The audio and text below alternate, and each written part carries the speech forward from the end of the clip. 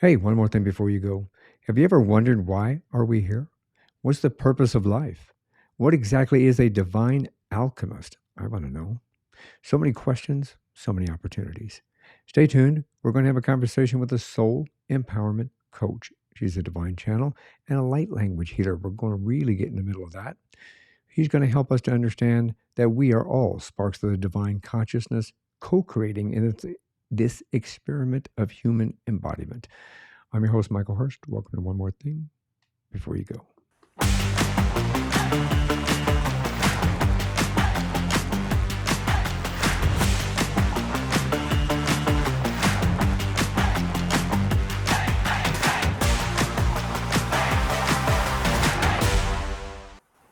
In this episode, we have a very special guest joining us, Birgitta Visser. She's an author, a soul empowerment coach, a divine channel, and a light language healer.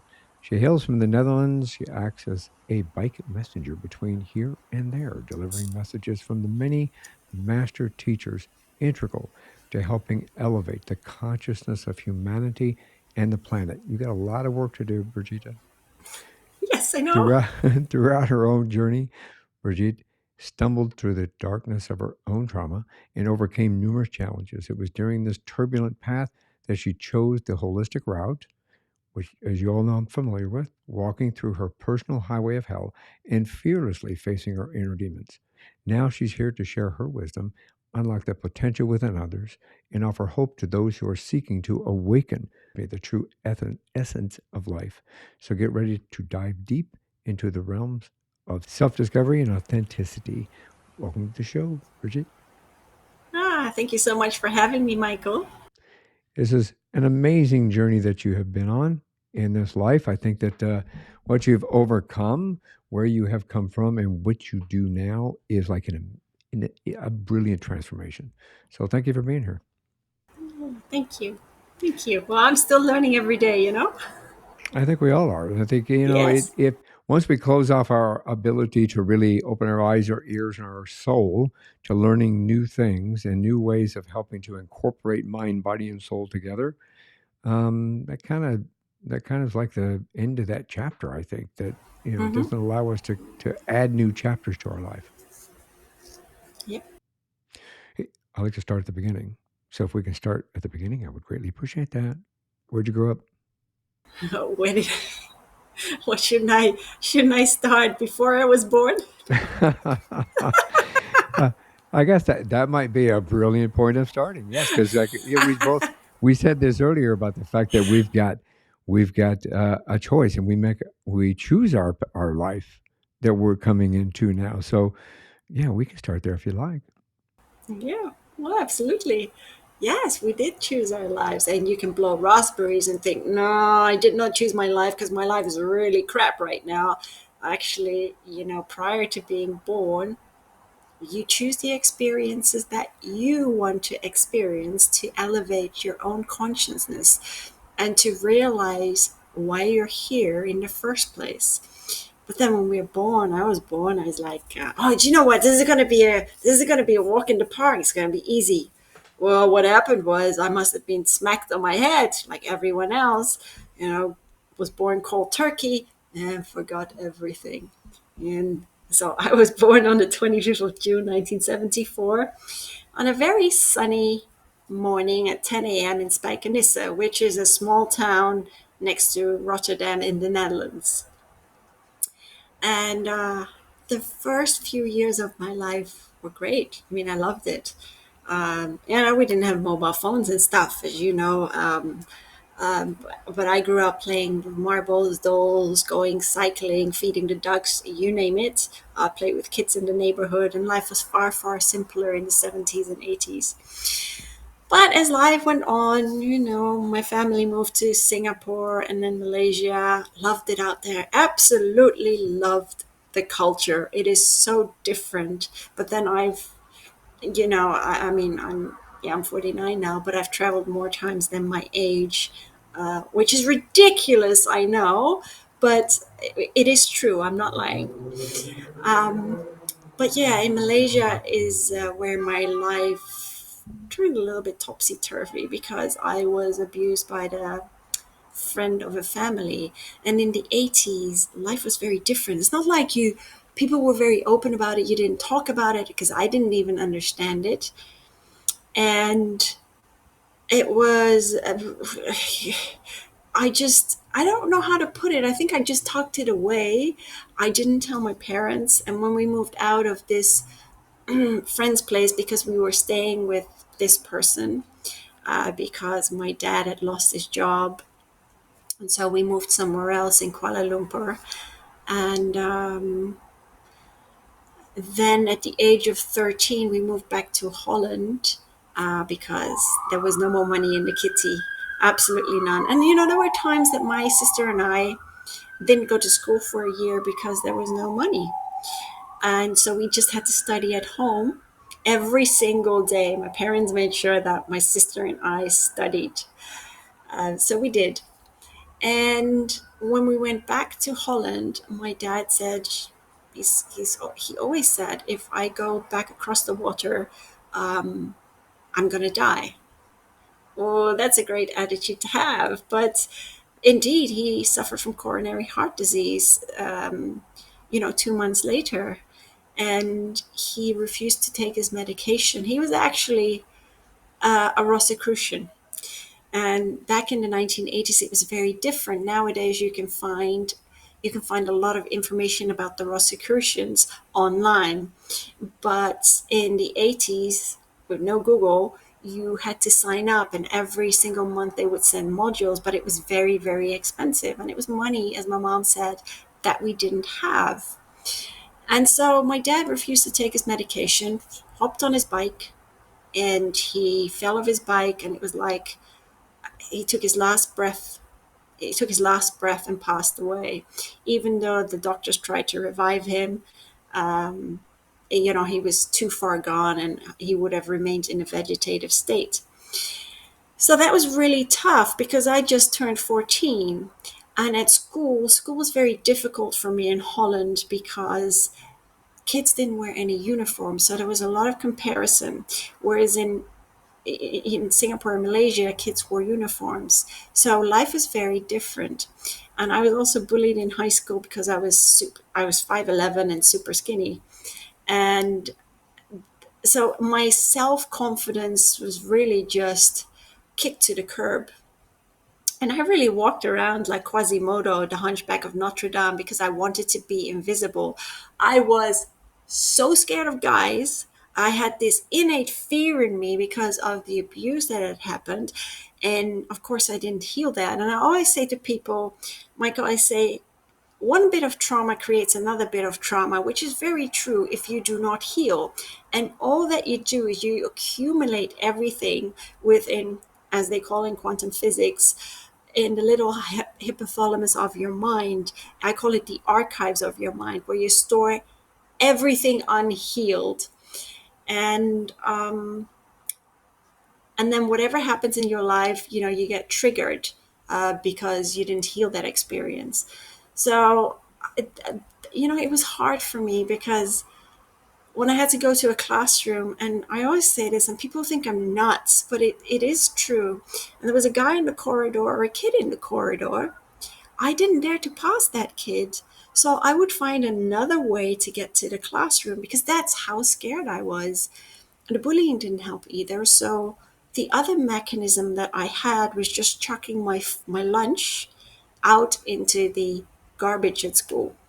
And at night, I would just have a family dinner with my mom and my sister. But when my dad died, my mom started with nothing, absolutely nothing, because my dad left her with a debt. And so we just wore secondhand clothes, and my mom got appointed a home. I didn't care. We had a roof over our head. But I do remember that. And my sister was a very smart one. She has an amazingly high IQ. I wasn't very smart. I just made it through high school, and I had to study really, really hard.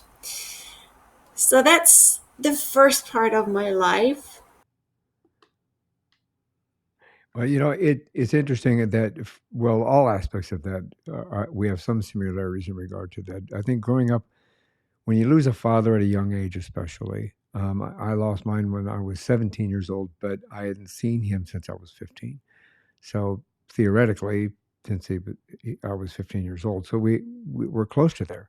When you grow up without a parent in that dynamic, it changes the dynamic. My mother, just like yours, was then thrust into the world of single parent from a female perspective, which back then, and back when it happened to me in the 70s, you know, women unfortunately did not, you either had to be a waitress or a secretary, or, your limitations were there, and you were limited in what you could do and how you could provide. I don't know how it was outside of the United States, but at least here, you were very limited. My mother was very limited, so she had to work two jobs in order to Yeah, make the ends meet. yeah. I So I hear you. yeah, it's so I understand your struggle from that perspective. It As we grow up from that age, losing part of that familiar dynamic gives us a different perspective on life. So, Yes. that you from that perspective, did you find a way to work through some of those things? Or did that come later? Did you It came later. I mean, I managed to just work through it, but for the longest time, I was mad at my dad for just walking out of life like that. Because why would you not take your yeah. medication? And there's one thing, I did write about this in my book, but there was the Rosicrucians were also in The Hague. And I was so mad at them, so mad at them, that I wrote them a letter saying, well, you killed my dad. And I put everything in a letter. And imagine I'm like 15 years old. And I cycled to this office. It was a big home in The Hague. And I chucked the letter through the mailbox and cycled away as quickly as I could because I didn't want them to see me. Um, yeah, I mean, I didn't put a return address on it, of course, but I think it just helped me to write it away from me. Yeah. And I think that's always very, very healing. I agree with that. I think can I regress just for a moment? Could you help us Yes. understand what a Rosicrucian is? I know that Yeah. like you say people can Google it, but just a brief understanding of it. So it goes back to the mystery schools of Egypt. So ancient Egypt. But the ascended master Saint Germain, or Saint Germain when he was alive, of course, he was an alchemist. Um, he was also called the Wonder Man of Europe, and people thought he was immortal. Very interesting book by Elizabeth Clare Prophet, actually.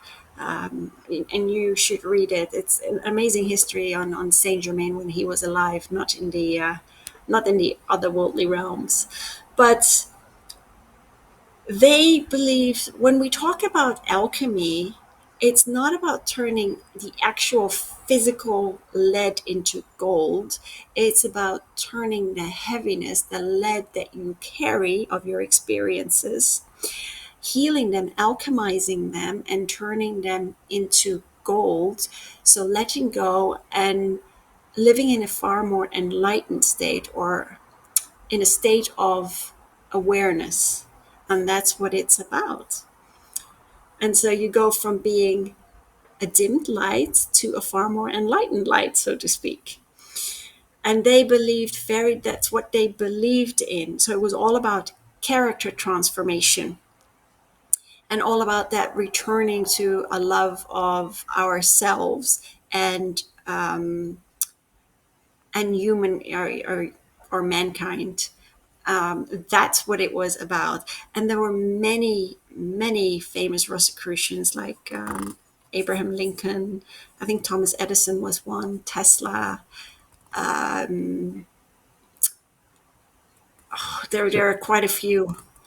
so And it's a philosophy, kind of a it is a philosophy. philosophy. Yes, it is a philosophy, but it's been around since the ancient times of Egypt. And that's why they call it the mystery schools. I And so understand. it's not, yes, it is a philosophy, but religion took over.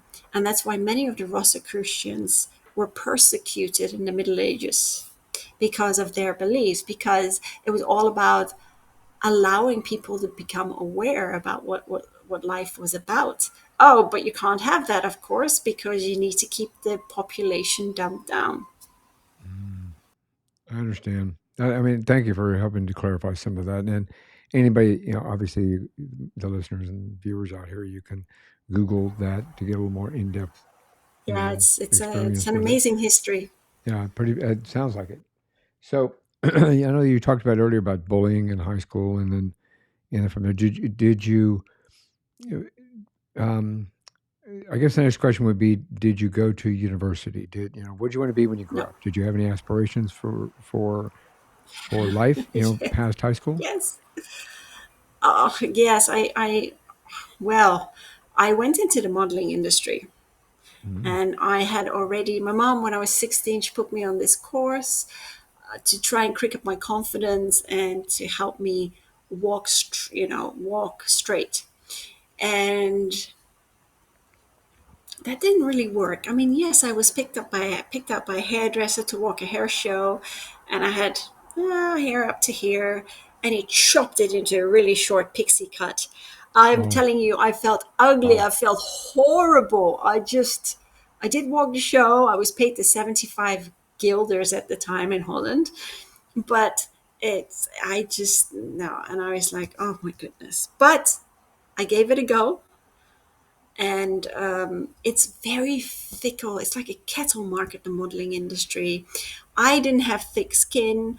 I was very naive. I was very blasé, and I wasn't a bitch, so to speak, because Right, that's just the way that world is. It's very ego driven. It's right. like we go to castings, and I sometimes had to wait for like 2 hours before they would look at my portfolio and then just go through it, flick through it, and they take my comp card and they go next. And it was often very degrading for me because I never got picked. I only Mm, got picked sometimes, and that didn't help my confidence. And so I could never live of it because I'd be living under a bridge. And so wherever I went, I was always working, whether that was bartending or hostessing or doing promotion work. It doesn't matter where you put me in the world, I would work. And which I it think shows that's, tenacity. I mean, obviously, that yes, shows tenacity and fortitude. I know that you said you in some of the information that I've got on you, you were assaulted in the modeling industry as yes, I well. was So I'm in New sure York. that compounded everything in particular that had already been. I mean, what a life journey up to that point anyway. Yeah. But to Hmm. add that on top of that must have created Yeah. an environment for negativity to kind of surround you. Yes. I mean, it bled into the dysfunctional relationships that I rolled into as well. And the one thing that always kept me going is I worked like a maniac. That was my mechanism. And I was a pro at starving myself. I really, really was. And people would ask me, well, do you eat enough? I'm like, yes, I do eat enough. It's just my metabolism, is really, is works very fast. That wasn't a lie, but I was very good at not eating. And I think that was so pre programmed in me that I could eat very little. And the times that I was happy, I'd eat just fine. But more often it wasn't the case. And because I was one of these people, and I'm sure many of your listeners have been through this too, where you're with someone and you want to make the other person happy.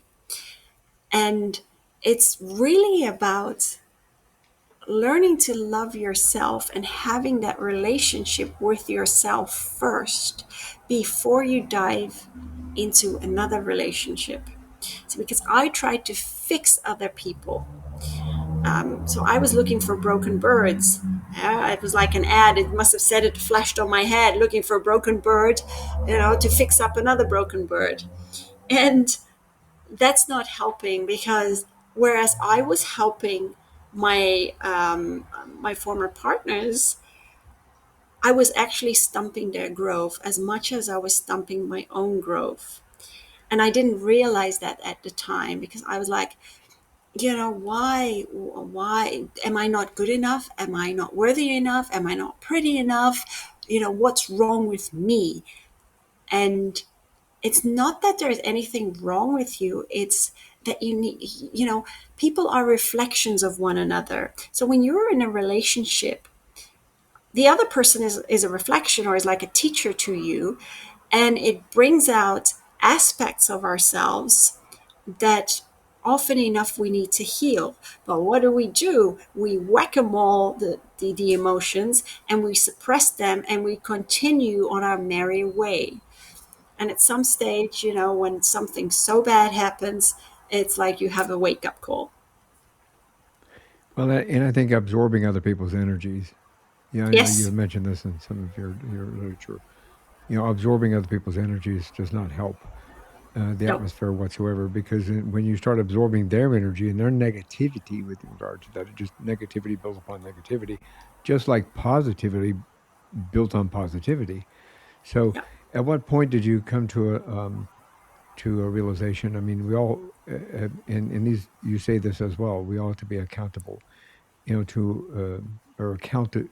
We have to take accountability for our lives Yes. and our own actions. I appreciate what you said a few minutes ago in regard to, you know, in any relationship, and growing up in a dysfunctional family myself, and then working domestic violence in particular for 4 years, specifically domestic violence only.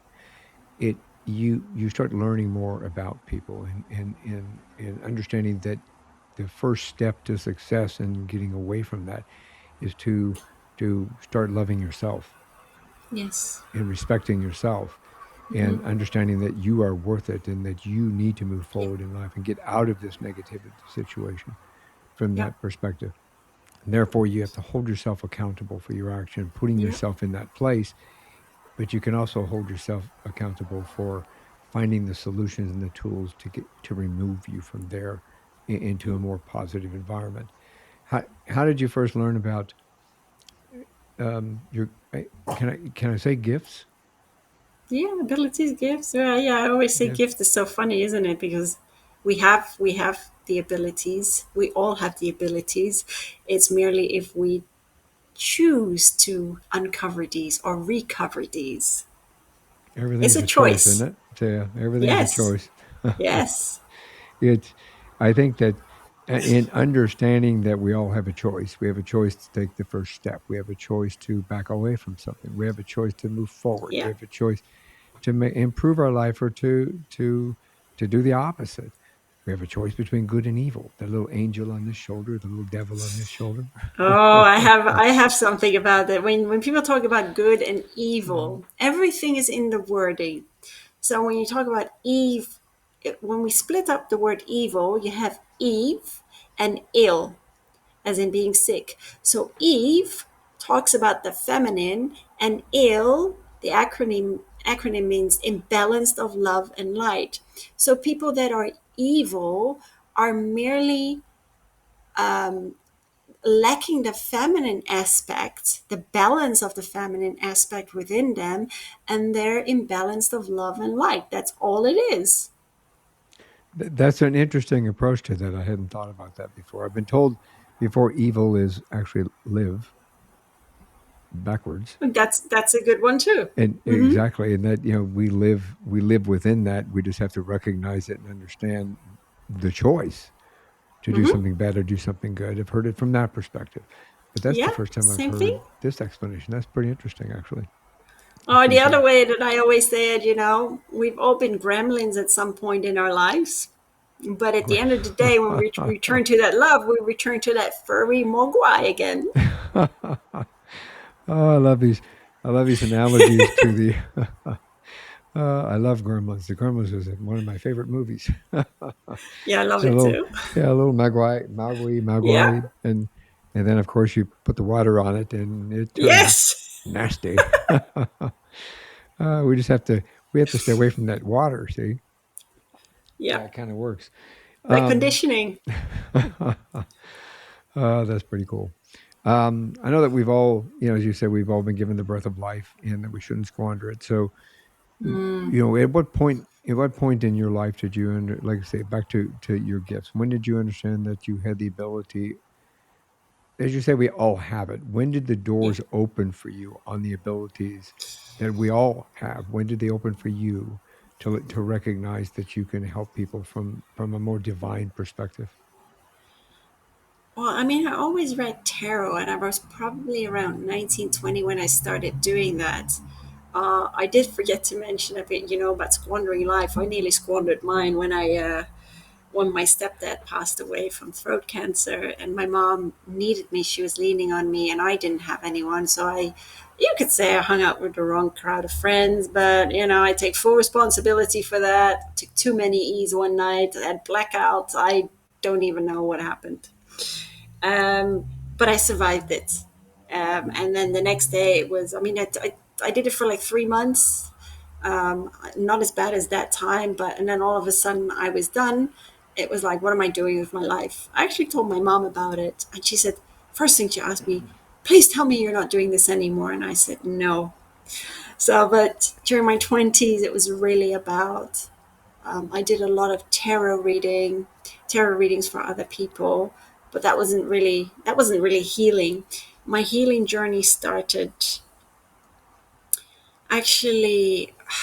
Well, I did NLP, neuro linguistic programming, which was founded by Brendan Walsh, who had an ulcer, and she cured the ulcer through neurolinguistic programming. Well, what works for one does not necessarily have to work for another. And it didn't work for me the first time round. And then it opened up a whole can of worms about my past and my childhood. And the therapist decided that she would do a 20-minute session over the phone, which didn't help me at all. But I think in 2009, that's when my healing journey commenced, because I was in Holland at the time, and my ex, who came over from the States at the time, he was a drug addict. I didn't even know it because it wasn't like every day. In it was like in binges. Then he would stop, and then he'd do it again. And all of a sudden, my stuff got pawned. He was in bed with the Crips in Holland, and that he was held for ransom. I tried to help him. He really wanted to get better, but I couldn't get him into rehab because he needed to have like a social security what you have in the US. They have the same like in Holland, and they wouldn't take him in. So it was a nightmare. That was really hard to see someone on crack and totally out of it and having crack fingers. It I mean, I really, really felt for him, and that was his own unprocessed trauma at the time. But at the end of the day, my mom got me out of Holland in the space of a few days because I was just my mind. I was so numb, Michael. So much had happened, and at the end of it, I did help the police save his life, and they deported him back to the U.S. But when I was in the UK, I tried to take my own life, and it was a very, very lame attempt. But I took a whole box of ibuprofens, and the only thing that did to me was give me a good night's sleep, very long, long sleep, and it got rid of the pounding headache. And so my mom said to me, Birgitta, why don't you go and see a counselor? And I did. But the counselor, I tell her the whole story, and all she said was, you know what, Brigitte, you'll be fine. You're strong enough. But the day before, I mean, this the person, the head of the Crips in Holland, he still had my Dutch number, and he called me and he threatened to kill me when he found me because I'd saved my ex, and so he lost the ransom, and so Can that I really ask one quick scared me. question in regards to that, Yes, just to clarify something? yes, Because now are we talking the same Crips gang that is like very yeah. very in depth in Los Angeles, California? Yeah, it's a more watered down version in Holland. However, the lead is now behind bars because he was it's like a, it's not a, he had this thing like a hitman for hire. So it was the biggest it was the biggest case the prosecution had ever seen, Wow, and it took them years to garner the evidence. And I think it was only last year or the year before that it went to court. that's really interesting. I didn't realize that it stretched that far. That wow, that's Yeah, really crazy. it was very, very scary to me. I will say this: my ex did turn his life around. It took several more years, but he has turned his life around, and he's clean, and he's working. And I think that is always amazing to see that Yeah. sometimes people go through a lot of trauma, but when they decide enough is enough, I don't want to live like this anymore. It's time for me to make the necessary changes. And I have nothing but love and respect for him for doing that. Yes, I mean that's an amazing step for somebody to take. I've seen too many people, like, from my old profession especially, too many people that did not come out of that in a positive way. So yeah, yeah, Yeah. brilliant. Well done on on that part. I Yeah. didn't mean to interrupt So that part that's of your journey, okay. but just I just want to make sure. Well, I was curious because I didn't realize that I'm very familiar with the Crips and the Bloods, and I'm very familiar with street gangs, and I actually have certification in street gangs, but it's old. It's things have changed, but it's from a while back when I was still on the job. But so that it's interesting to see that it is across international lines. That's pretty interesting. Yeah, yeah. I mean, it's different, different. Like I said, probably a more watered down version. But I mean, they had little street kids, not street kids, kids as drug runners, like little kids as drug runners. Yeah, see, that's sad. Yeah, it's Very, sad very sad. that it has gone that far and that people still allow that to happen. But well, hopefully we'll put positive energy out there that something will come about and Yes. I change mean, it's a that, long which is time good. ago, this is back in 2009. Yeah. But it's not like I came with a cheat sheet to Earth, right? And I was like, okay, well, how am I going to heal myself? Let's look at the Yeah. guidebook. It's too bad they don't tuck one in somewhere and here you I go. know. So Well, yeah, I really had to go online, and for me, I decided to go to the holistic route because the normal counseling route was a no for me, and that's how I rolled into Reiki, and that was actually the start of my journey, and it was also my saving grace. And she was really honest with me. She's like, Brigitta, why do you allow yourself to be treated like a doormat? Well, because I don't want to think that, I intentionally hurt other people. So I don't want to hurt them. And as she said, and she's very right, and I say this, I often say this to people, it's not about you hurting the other person, but at the end of the day, you're only hurting yourself because you cannot be true to yourself. yep. Why do you want to, or why do you want to bow to others when you can't even bow to at the feet at the feet of your own beautiful soul? Which I know that sounds a little cliche, but it's absolutely 100% true. You have to, back to what we were saying earlier, you have to recognize and love yourself and understand that you're worth more than you may have thought you were, and that your soul is valuable to not only you but to those around you. And sometimes I think it is difficult for us to open our eyes and our hearts in regard to seeing that. But we do have the tools open to it, which we'll talk about here in a little bit. We do have the ability to kind of take that opportunity for us to recognize that we are worth more than what we think we are, and that we need to take that and run with it, basically. Um, in regard to this journey that you're talking about, if I can read something that that is in your bio, actually, you said Lord Sanat Kumara, if I'm saying that correctly, always says the only way out. Yes, I'm squinting because I need my glasses. The only way out is through the counteracting the mutiny in your head with the bliss of love and sprinkled seasoning of forgiveness. And I just happened to recognize that in my notes the same time you were talking about what you just said. I think that applies very distinctly to what we were just talking about. Can you help us Yeah. understand that? Forgiveness is so, so important. And it's not about always forgiving the other person, but it's about forgiving yourself. People always say, "Well, how can you forgive what happened in your childhood?" How can I not? Why would I keep walking around with it when it just clouds my mind? And when you learn to forgive, you learn to let go. It's so important to just let go. I always say, let go, or let go and let flow and just be. It's and I can't.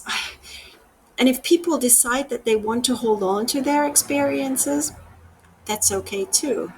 I mean, you can guide them, you can inspire them, but that is all you can do. You can't make the changes for them. You can only make the changes within for you. Yeah, I agree with that. I think a lot of times, well, it goes back to what we said in the beginning. You have to recognize that, to help others, you have to help yourself. Help yourself first. And in the majority of cases, you have to help yourself first. It's almost like, again, a little cliche, but on an airplane they tell you that you need to put the mask on your kid.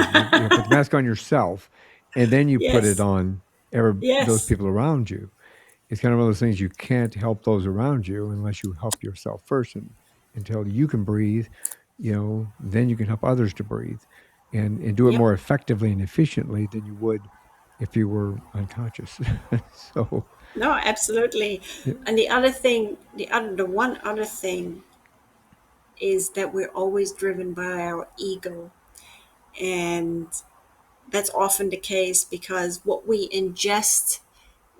take from the outer world and ingest within our minds, it's like our ego is often in the driver's seat whilst our soul is being held hostage. It's mhm. under all these layers of conditioning, and it's going, help, help, I want to be free. And the ego is like, shut up, I'm driving. Yeah, This it is how you're is. going to lead your life, and I'm going to say what I want. And the ego is very judgy and it is opinionated, and it just keeps attracting more and more of the same crap. And that's the thing. It's like, at the end of the day, it's like at some stage you're going to have to kick the ego to the curb and allow for, because ego means ejecting God out, and we're all God's source energy. That's what we are. We're energy. Right. So we kick the ego out to the curb, and we replenish our mind, we heal our mind, we empty the archives, all the junk that we don't need, and our soul can breathe, and there's light that comes back into our soul, and we feel so much better because we've let go of the crap of our experiences and we understand it. And I think sometimes, unfortunately, I think that there are those of us that need help in being able to get the car Yes. pulled over, kick the ego out, and take the driver's seat. I think, which again we'll talk about here in a few minutes. You've got some Mm, tools and things like that that enable us to be able to accomplish that.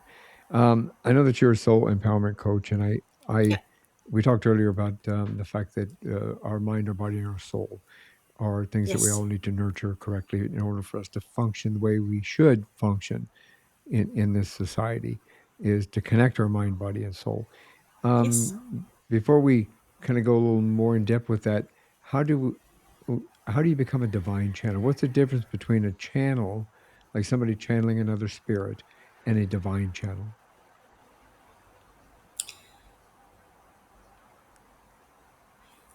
When somebody channels a spirit, that's more that you're a medium. And divine channel is where for instance, well, I channel the many light beings that range from the formless light beings, where I can only see their light, see the many galactic beings, to the ascended master teachers and the archangels, and sometimes even the fairy kingdom. And can we expand on some of that? Because that's just sounds, number Sure. one, it sounds fascinating. Number one. Number two, how did the door to that divine, I won't say divine intervention, but that divine open communication come to you? How did you first realize that? Oh, that did not come easy, Michael. Yes. I You had I to had to go kick the through door another down. really I had to go through another really horrific experience out in Florida because I bought a property and then I met someone and the person was very needy, very clingy. Then he suffered reckless and he didn't want to pay the fine. Then it got so bad he couldn't pay the lawyer. Then he couldn't find a job because it works a little bit different there, and you will know this. You need to pay your reckless in order to get your driver's license back in order to get a job. And so he could not get a job. And I was out there, and so I was helping him. He moved from an hour away to two doors down from me. And that did not sit well with me, but I tried to help him. I was also paying his bills. I had my own home.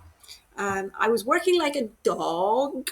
I was a dog walker. I did promotions. I did a little bit of modeling, not much. But I kept myself afloat because that is me. But other people are very different. And his mother had also passed away. So he sank into this deep depression. And I tried everything. I was looking for jobs for him. And that's, like I said, I was always going the extra mile, but I was depleting myself of my own energy. And so that was really, really hard for me. And he wouldn't leave me alone. And it was like, oh, I just kept harassing me. And I sold my home to get away from him. That's how bad it got because I was in this constant fight or flight mode because I couldn't get rid of him. And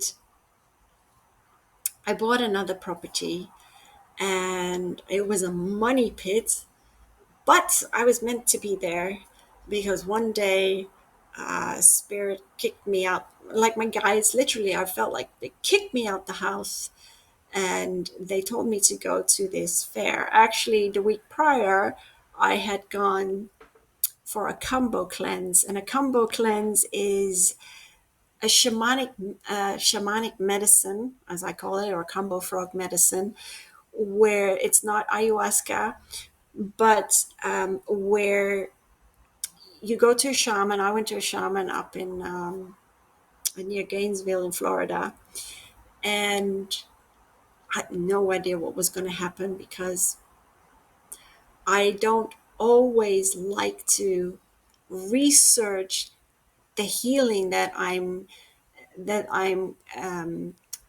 how do I put that in English? I didn't want to expect anything, so I didn't do a lot of research because I just wanted to go in without having any expectations. Expectations. Yes. And so that's my Dutch thing, sometimes I think a little bit Dutch. That's So okay. I I mean, went there. I think we all should have that understanding with not necessarily going in with the expectations. Yeah. That way it opens our mind instead of expecting something and saying, well, Yeah. this didn't happen. Yeah. Sometimes there are things that happen to us that if we have that expectation of an outcome and it doesn't come out that way, then we don't recognize the real outcome Yeah. that may be hidden from us because we blocked it by that expectation. Yes, absolutely. Totally So, agree with yeah, you. so what you did is brilliant. So, I'm sorry, continue, please. No, that's all right. So I went there and he explained to me that these beautiful frogs, nocturnal frogs from the Amazon forest, what happens with these frogs is they scrape the poison from their backs. The frogs don't die at all. There's thousands, millions of them. And the shaman then, he burned oil. It can either be done in the arm, but he burned 4 points into my leg, bottom of my leg. So it's just the top skin, and then he put the poison on. And you have to drink 2 liters of water. I hate water. I hate drinking water on its own.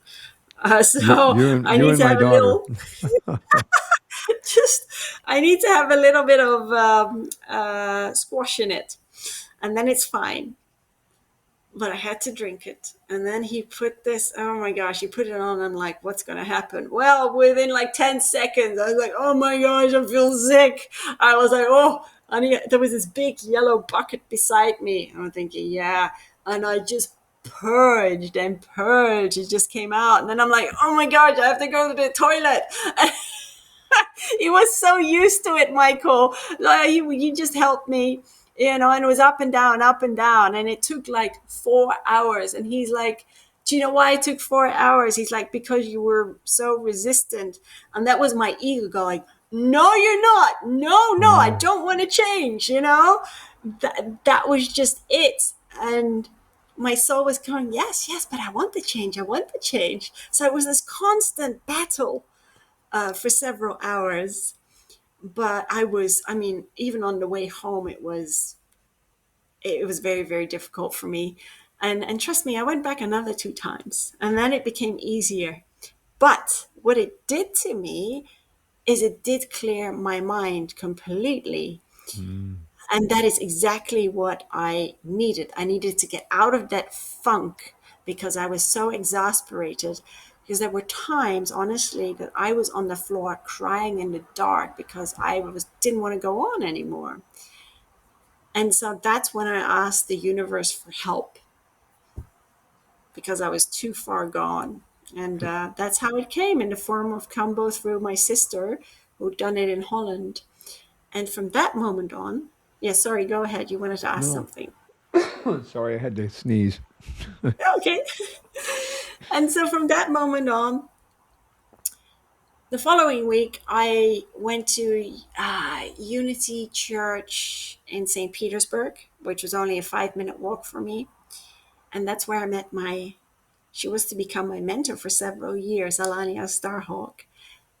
And she was an Akashic record healer. Now, what that is, I mean, the Akashic records hold all your lives to Mm. date. And I needed to understand why this ex in Florida could not let me go. And by the way, he's also doing really, really well now. That's He's also good. turned his life around, and he always says, "Thank you so much for for just being you and for helping me to see the error of my ways." And I think that's just it's not really errors; it's just our experiences that we're so blinded by the way that we live that we often do not see the mistakes, Yeah. or how to heal from these experiences. And so we often remain because we remain in that state of a disempowerment. And trust me, I had disempowered myself for heaven knows how many years. And so for me, it was really about how do I take control of my life? How do I step back into my own power? How do I empower myself? And I walked through these past lives, and it was so, so interesting. And because in one lifetime with him in the Middle Ages, um, I was very well off, and he was a charlatan, which is great. But Sounds like you brought some of that forward to yeah, this life. in this life, I know for him in that lifetime, it was all about social standing, pretending that he loved me, but he did not. He actually slow poisoned me with an arsenic. He knew a lot about herbs, and he said he was trying to heal me, but what happened was the opposite, of course. And yeah, so he left and he took everything, and it was too late for me when other people found me. But it was very interesting because during that relationship, which wasn't long, I suffered from terrible stomach issues. I couldn't eat anything. I could just about have a sip of tea, and I really had to go within and figure out what I could eat. And all the time, my guides were like, "Birgitta, you need to ditch the guy. You need to ditch the guy." But I was too afraid to do that. So you were kind of having the same symptoms in present Yes, day that you had in that yes, life with him, which is yes. fascinating the way that transpired. Yeah, it's amazing. But what happened after that is that the energy My energy changed, but his energy also changed, because that aspect, that past life was healed, and that's just, it's really beautiful to see. Right. Like, that's I I find that extremely interesting. I know that I've explored past lives before. Mm. I have, um, I will say, I won't say, man, how do I put this?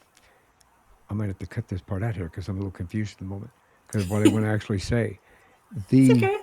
the fact is that I know that we have past lives, that we Yeah. do have, where, like, my wife and I believe that we have been connected in our past lives in Yeah. some form or another. And I believe that the journeys that we pick, even with our friends, if we look, sometimes when you think of deja vu, because you went, oh, I've looked seen Mm. this place before, or hey, you meet somebody and you feel like old friends, more Yeah. so than a, hi, how you doing? Let's get to know each other. I just met you. You feel like, man, I've known you all my life, Yeah. kind of a situation. And I think in those particular cases, those are our past lives intersecting, with others. And Yeah. in understanding that, how do how does our past lives, I mean, there was a prime example that you opened this with.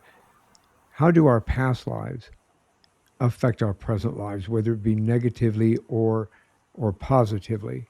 And maybe how can we recognize that that's taking place?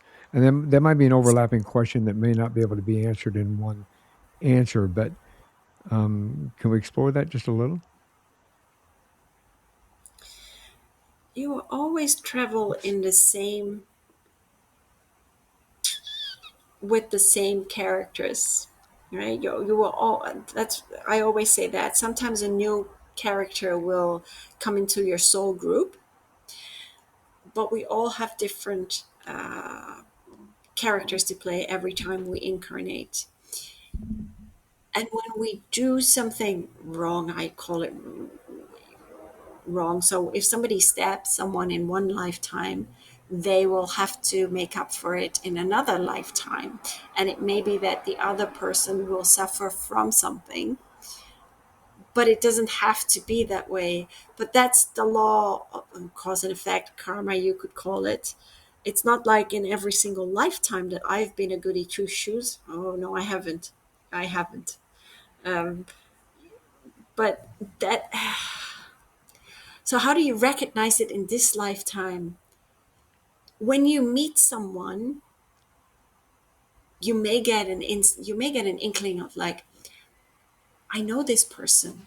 I get on with this person like a house on fire. But there may be other instances where you're like, oh, I really cannot stand this person. Really do not want to have anything to do with them. And that could be due to something that happened in a past life. It's not like, for me, it's pretty easy to step into my past lives now. But for other people, it's more like a gut feeling. Well, I don't like you, or I know you and I really like you. Does that make sense? It does make sense. I in regard to that whole idea in the first place, in regard to the we have past lives, those journeys continue with our soul. Each one, our soul moves forward. Do we relive? Do we? I mean, I'm usually better about formulating questions in regard to this, but I have so much running through my head at the moment, um, which is a good thing and a bad thing, right? In It's okay. reality, it's. I mean, let's approach it from this perspective. Each time that we live, Yeah. each time that how many past lives can we actually live? And do we have the opportunity for regeneration into a new and reincarnation in order to learn more lessons to get to a higher level? At some point Mhm. we stop, or do you think we Mhm. continue to just keep coming back, reincarnating and coming back? We keep reincarnating, not necessarily here on this earth plane, but we could go anywhere else within the multiverse. Earth is just Okay. one planet. I call it the insane asylum because it's the most difficult planet to incarnate Some pretty into. wacko people here too. Yeah, I know. Oh, absolutely. Um, yeah, so there are many. I mean, I've had thousands and thousands of lives here on the earthly plane, but also in the galactic arena. So from a universal perspective then, because I believe that, the universe is vast and that we're not the only ones here. I do Nope, believe that, obviously anybody that thinks that we're the only ones here really hasn't opened their eyes and in the intellectual capacity to understand that there is no way that we can be the only ones in this absolutely. vastness of space. Yeah, Within that ideal, in what you said earlier about the Akashic records, do we have the opportunity in well, it goes back to what you said in the beginning about, did I really pick this? And why yes. did I do this? Am I stupid for doing this? Do we plan out each one of our incarnations or are they given to us? We plan them out with the council and our guides. We do plan them out. But there is always a lot of free will in how we decide to live our lives. But for me, I mean, crap was going to keep happening to me until I finally opened up my eyes. Right. And I But think that's that's my path. That's my path. Everyone has a different path, but I didn't want to live through these difficulties anymore. So I needed to do something to change. There are many people that remain as they are, but that is, it comes back to that choice. And if they want to live with that, within that dis-ease of themselves, then that is fine too. But I chose to change. well, that begs a couple of questions that I do. I told you before I don't really have a list like a one, two, three, four, but I do have these questions. Okay. Based on this conversation that we've just had, why Yeah. why are we here? What is our purpose? Oh, our purpose is Our to, purpose. there's two. So firstly, we incarnate because we have to remember who we are and why we came here in the first place.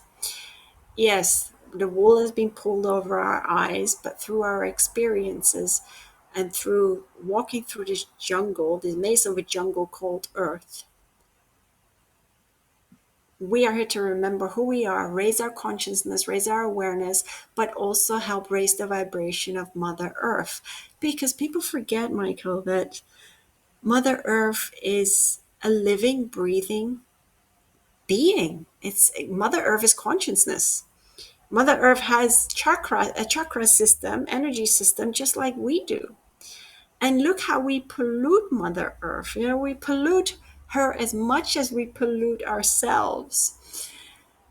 And so it's all about returning to that love for ourselves and all other sentient beings and Mother Earth.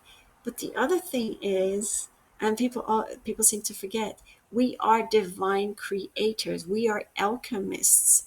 So we create what we think. Yeah, and thus it manifests into existence. And we don't realize how powerful we are. We don't realize that we actually manipulate the energies, and things just happen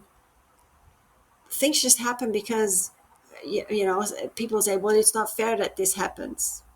But it's you create it. Well, And so we're here to learn to manipulate the energies so that it works in a positive way for each of us. And the only way that's going to happen is if we decide to heal our experiences. Because as long as we do not do that, we keep having these kinks in the cable within our energy field. and do you think our purpose for being here on Earth is to collectively contribute to society and those around us? Yes, In absolutely. And to return to that sense of wonder and that sense of joy of just being alive. Many of us are choosing, are allowing ourselves to be lived rather than passionately living life.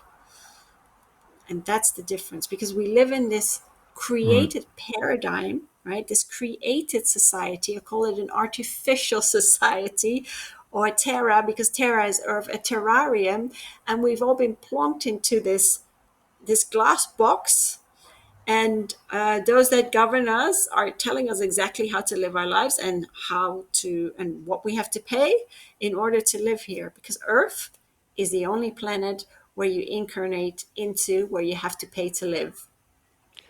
It's we I hope to call myself not included in this because I respect Mother Nature Mm. immensely, and I do what I can to contribute to the value of the planet that we live on in Mother Yeah. Nature. And I strive immensely to create a positive environment, at least with the best I can within the community, with regard to climate change and with what people are doing to this planet because they're destroying it from the inside out. And Yes. the deniers of the deniers need to be educated to such a point that they understand that what they're really doing is irreversible in some aspects, and Yeah. that things cannot go back to the way they used to be because of that. That's my little political statement within there, but Mhm. in reality it's the truth. I mean, you're destroying our home, and you're doing it through Yes. greed and through negligence and through gluttony, and it just Yep. is terrible the way that's happening from that perspective. How can we connect to a higher purpose? If we've discussed it a little bit earlier, you have a connection with the divine. You're able to communicate in regard to that. I talk to my angels every day, and Amazing. I communicate with them. I ask for their help, my guides, and my angels on a regular Yeah. basis. So for those of us out here that don't understand that they too have that ability, what would you recommend the steps they need to take to help understanding how they can reach out and connect with their. You know, so I like that question. My mom, what she always does, we'll sit in the car, and she's like, "Oh, please, angels, get me a parking space." And I'm like, "Mom," but it works for her every single time, It does. every single time. And it's such a simple example. Simple example. It's the same when you find, well, here it's pennies, or you find coins, on the street, and they always say a penny for your thoughts. So my angels will always say, remember the thought when you picked up the coin. And sometimes I'll remember, and sometimes I won't. So these are very, very simple things. But to connect to the divine, oh, for everyone, it's very, very different. You can do it through, which I'm pretty sure you must do as well, Michael, meditation. I do. Yeah. Even And that even is, even as simple as a minute. yes, totally agree with you. And people are like, yeah, but I cannot quiet my mind. But that's okay, because all you need to do is, when that happens, when your mind runs, a million miles per hour, is merely go back to the breath. And you're like, yeah, but I can't do that. Well, yes, you can. But on the other hand, which I love to listen to him, and it's only like 15 to 20 minutes, is uh, David J.I. And he's got all these guided meditations on YouTube about anxiety, fear, abundance, um, connecting to your higher self, all these things. And all you need to do is just hit play, plug in your earphones, and listen to it. Listen to him. And he also is very much about controlling the breath, because we breathe very shallow. It's not like we breathe all the way to our root chakra, which is, I always say, the tippy toes of like your stomach, and breathe into the crown chakra, because we just don't do that. It's always till like here. And so it's very, very important. The breath is really important, because when we breathe properly, our energy field changes, but our circulatory system within also changes. Everything just flows. And that is really, really important. So if you suffer from any kind of dis-ease within yourself, meditation just really, really helps. And you don't have to sit there for hours. Honestly, you don't. And if it doesn't work for you, then go to the gym or hug a tree or go to the beach. Feel the sand in your toes. In that, again, it only takes a minute. Start with a minute and Yes, move up to start with a 2, minute. then move up for Yeah, 3, then move up to 5, and then yeah, move up to 10. I mean, obviously, doing what you had said with a just putting it in your ear and listening to it helps to guide you through it. But if you think that you don't have the time, start with a minute. yeah. And, Start with and a a minute minute. works. Quiet your mind for a minute, then step up to 2, step up to 3, and move you forward. I know we're running a little bit long, but It's there's a couple okay. more things. Do you help us understand what power soul healing is and how we can achieve it? Power soul healing. Well, it's about empowering yourself, empowering your soul through the art of healing. That's basically it. Because we walk around in this state of disempowerment. We walk around not from the inside out, but it's from the outside in, so to speak. And so we are bombarded every single day to deviate away from our awareness. It's like, ooh, we got to do this. Ooh, we're bombarded with consumerism, with social media, with the programming of TV. Everything is programmed into our mind. So how do you, and you're just not feeling peachy in your own skin.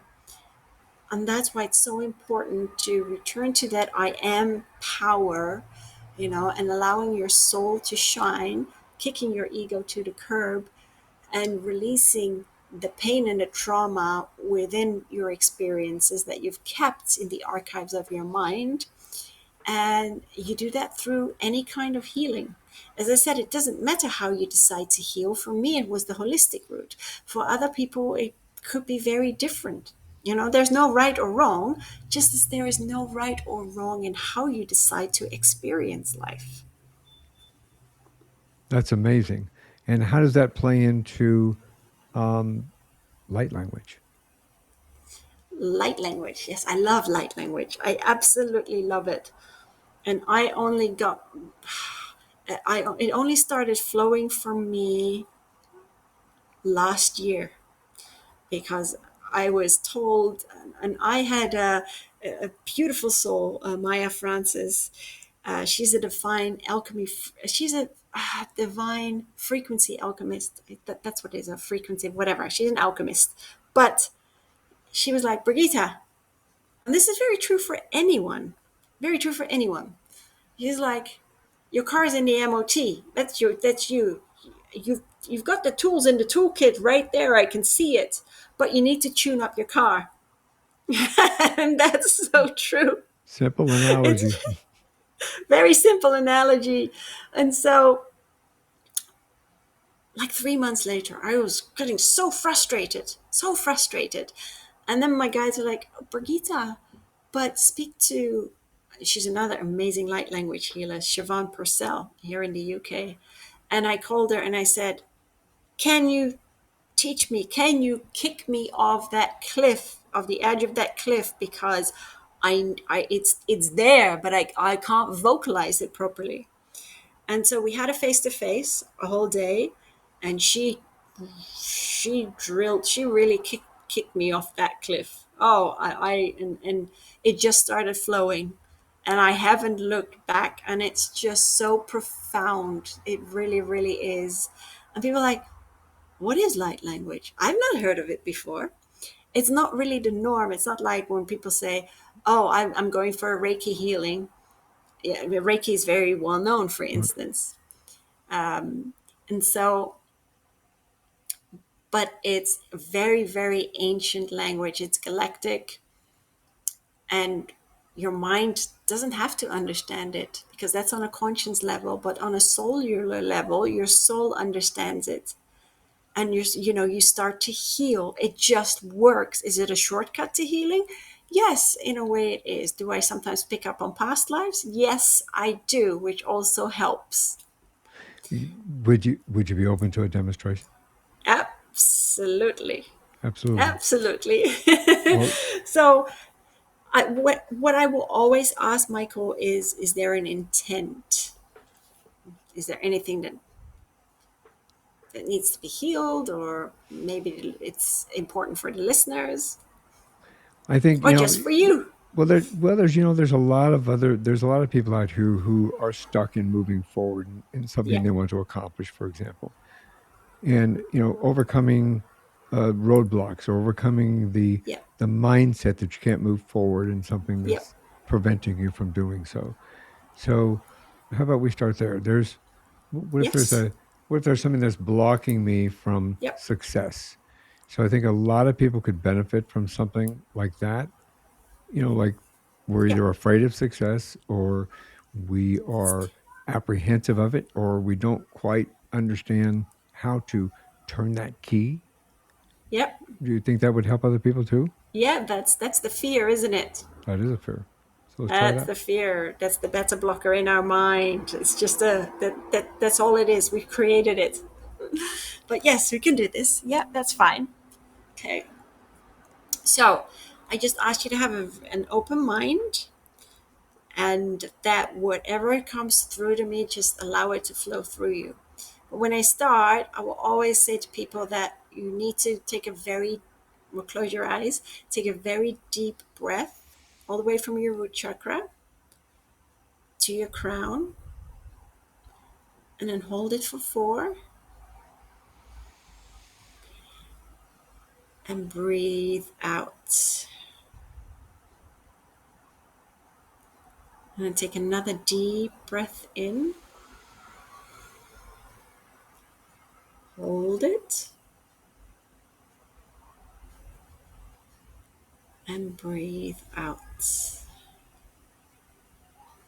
And just continue to breathe in and out while I bring through the light language.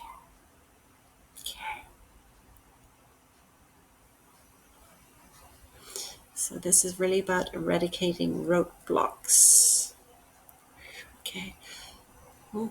Sunia lakai mai sinia hai mikitaya ma ayeni hisiyama tushini ala mahathili ala kini ayama sutitia makataya ma ui a. Before I continue, you're going to ask me, who are these? So I will say that these are the ancient star people. Susini yakatayama ushiniya hasi iyama sikititi iyama hahahaini katayama. They're putting a circle around you of immense, beautiful, white, crystalline light. Susinia katayama suyama kataini katayama suyama selalaleya katayama katuyama atikiniate lalaleya maxi. Hayanikini atalaya mathuya I kataya mahaya mahaya kitisi metima kate tataya matutututia malalala sushini salaya makatai makatai ki matali makitututu ai masaya husini kataya ma uya masini yasaya kataya ma ushini itaya ma ushini I. You may feel that light flowing as they put it through your crown chakra, through your mind, especially your heart area, and just let it flow straight through your stomach area. Hushinisiani makatai mikititia malaya masushuya makaya inikitaya mahuya makata ui itaya masuya hasihira. Hasikitai titamati atakatai masushi kalia tatatai masu ui hatika atiki aha. Sini sia hasi I masui I. They're saying just let go all of the heaviness that you feel, and allow it to flow straight through you into the center, the core of the earth. Hushini masaya makuya ma aisi lalelikati ma uya makatatataya masia atakihinika Hushinia makata ayama ushinia tititiama uyama a. And finally, they are saying, allow for this beautiful emerald green light and gold to flow all the way through you.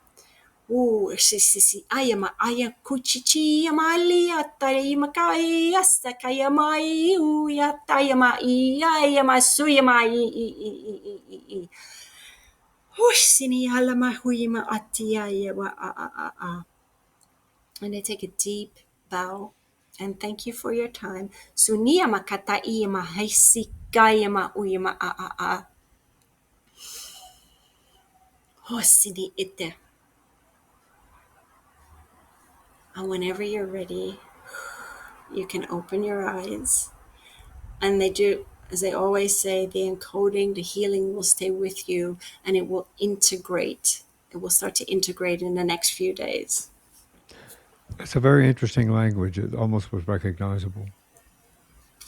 This happened to be the star people. So the ancient, I call them the very ancient Native Americans, but even before time. It was they're very unique. I think that, I will do a follow-up in regard to my own personal blocks to see if they cleared them up the way they were supposed to. And I Yeah, think that would definitely add do. something to Let this. me And know.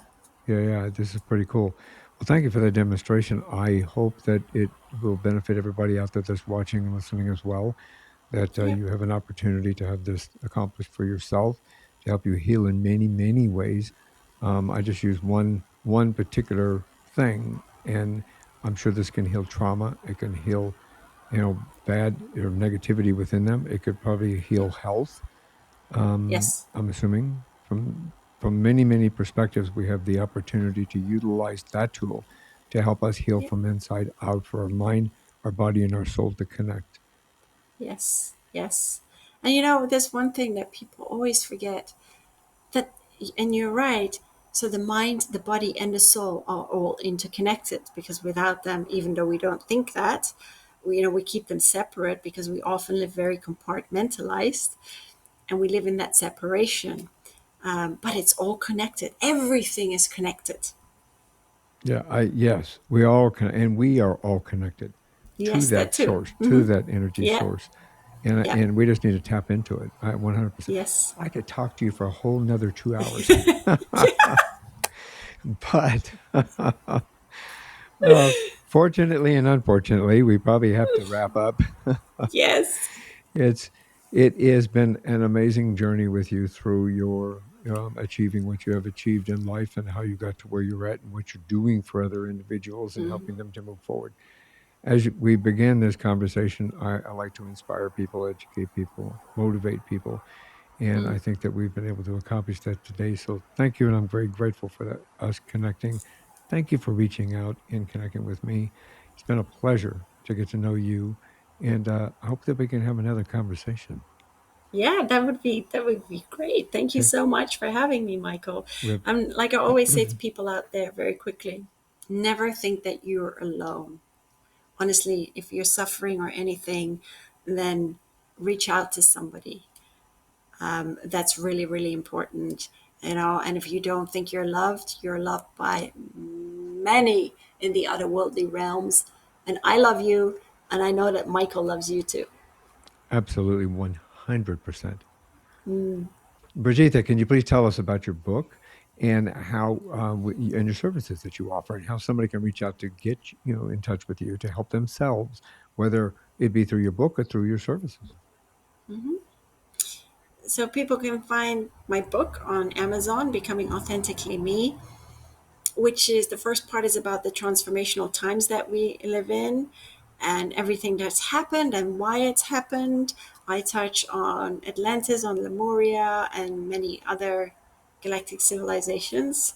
The main guide that I actually talk to is the Ascended Master Saint Germain, but also Archangel Michael. And then the second part of my book talks about my life and all the trauma that I've overcome, and it's infused with the many channeled wisdom or the channeled wisdom of the many master teachers.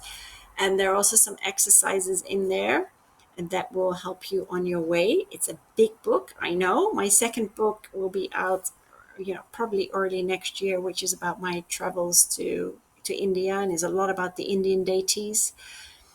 And you can find me my website is powersoulhealing.com. And I do read cards, but it's not like, it's really about how you can change your life. That's what I do. So it's really about inspiring you and motivating you. And as Mike always says, it's educating you. And then I also do light language. So those are my services. And I'll make sure that those are in the show notes. Everybody has an easy way to connect with you. Just Yep. follow the link, and there you go. For those of you driving or not being able to write it down, it'll always be here. Come back and revisit it again. Birgitta, this is one more thing before you go. Do you have any words of wisdom you'd like to share before we leave? Yes, I can do that. I will say this. Yes, always be you, not who the world wants you to be. And the only way you're going to return to that beautiful, wholesome nature of yourself is by learning to love yourself and to forgive and to have compassion and understanding and to stop judging people, because it doesn't matter what people say about you. It's never about you. It's about them and how they feel about themselves. We all walk this beautiful planet Earth, and we're all at different levels of consciousness. Does it matter? No, it doesn't, because at the end of the day, we are beautiful reflections of one another, and we're here to walk one another back home to ourselves, but also into the new, yeah, okay, into the new paradigm. Brilliant words of wisdom. Birgitta, thank you very much. I really appreciate, again, you coming on the show. Thank you for connecting with me and for a brilliant conversation. I Ah, look, thank you. yeah, I look forward to having another. So I'll tell everybody else out there one more thing before you all go. Have a great day. Have a great week. And thanks for listening. Thanks, Michael. Thanks for listening to this episode of One More Thing Before You Go. Check out our website at beforeyougopodcast.com. You can find us as well as subscribe to the program and rate us on your favorite podcast listening platform.